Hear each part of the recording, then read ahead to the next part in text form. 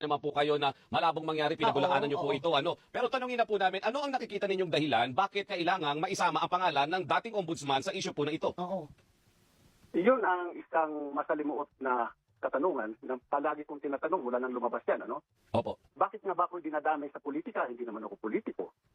Bakit nadamay ang pangalan ko? Dalawang affidavit kasi ni Madriaga. Mayroong affidavit ng November 2025 at yung supplemental affidavit ng April 11, 2026.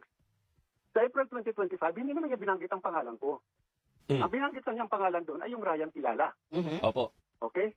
So bakit pagdating sa supplemental, pinaganda at isinamang pangalan ko?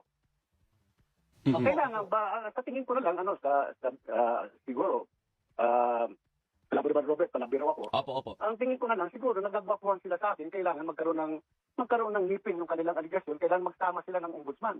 Kasi hindi naman kilala si Ryan Kilala. Oh. Ang kilala ng tao ay si Mark Perez, Na dating ombudsman. na dating ombudsman. So kailangan idamay nila. Kanya lang, pag binusisi, ano bang sinabi ni Madriaga? Sabi niya, tinawag siya ni VP Sara para daw mag-deliver ng pera sa Laguna, sa Dese, kung saan, ba? Opo. At kasama sa ombudsman. Para daw, babawi naman daw siya. So yun ang ginamit niya doon sa isang paragraph, yun ang kanyang sinabi, para makabawi naman. Makabawi naman tayo sa kanila. Diba? Ano ang ipapasalamat sa akin ng Vice President? Bakit siya magpapasalamat sa akin? Unang-una, hindi niya ako kilala. Minsan lang kami sa buhay na ito nagkita nung siya ay Vice Mayor pa ng Davao.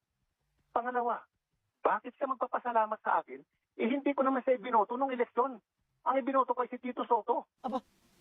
Paliwanag pa sa sikat ng araw, alam ni Tito Soto na siyang ibinoto ko. Alam ng mga kaibigan ko na ang kandidato ko ng Vice President ay si Tito Soto. At ang kandidato ko ng Presidente ay si Ping Lacson. Opo. So Lacson Soto ako. So bakit magpapasalamat sa akin, di ba? So malaking kalukuhan yun eh. Hindi nag-isip yung gumawa niyan.